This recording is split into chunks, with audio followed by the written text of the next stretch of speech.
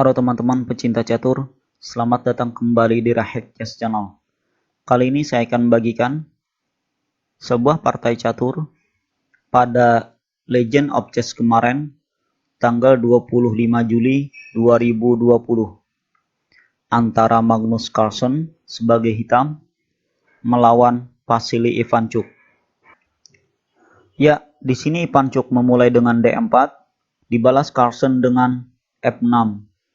C4, E6, gajah G5, mempin kuda, H6 mengancam gajah, gajah mundur ke H4, gajah E7 melepas pin kuda, E3, B6 membuka ruang untuk gajah, gajah E2, gajah B7, gajah F3 menantang gajah hitam, gajah makan gajah, kuda makan.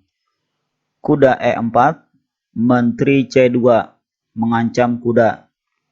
F5, melindungi kuda. Ivanchuk gajah kali E7, menteri makan. Nah, dari sini sekarang kedua pemain sudah tidak memiliki gajahnya. Jadi selanjutnya kita akan melihat bagaimana kedua pemain memainkan peran kuda dan benteng. Ya, seterusnya Ivanchuk kuda E5 mengancam ster benteng di G6.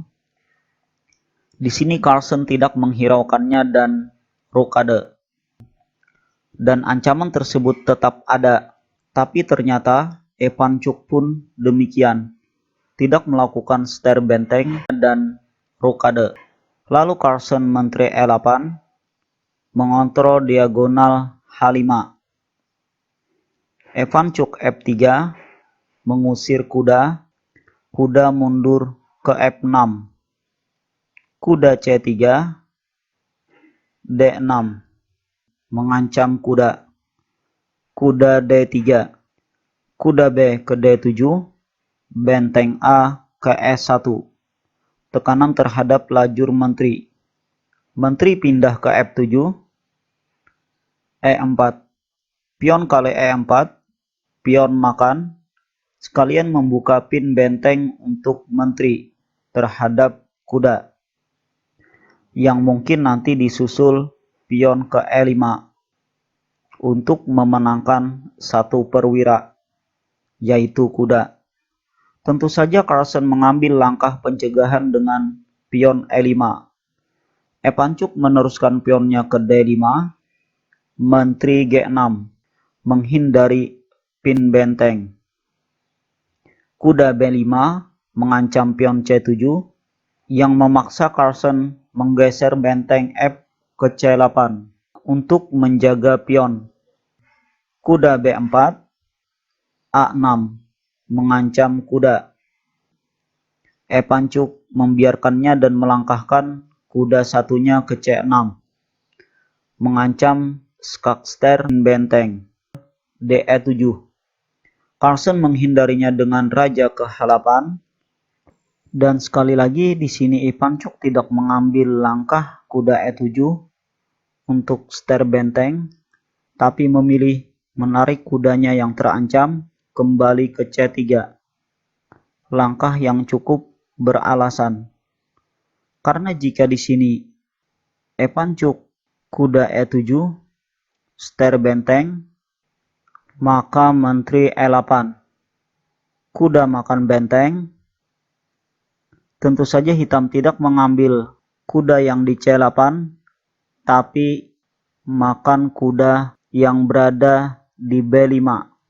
Dan di sini Ivanchuk akan kehilangan dua kudanya, ditukar dengan satu benteng.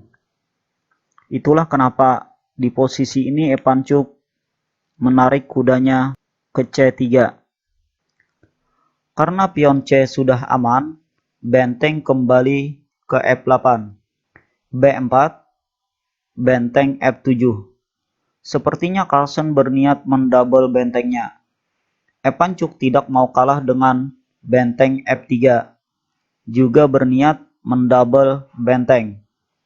Dan benar, keduanya mendouble bentengnya.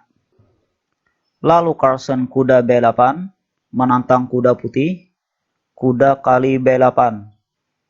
Benteng makan, menteri A4 mengancam pion. Benteng A8 menjaga pion tersebut. C5, pion kali C5, pion makan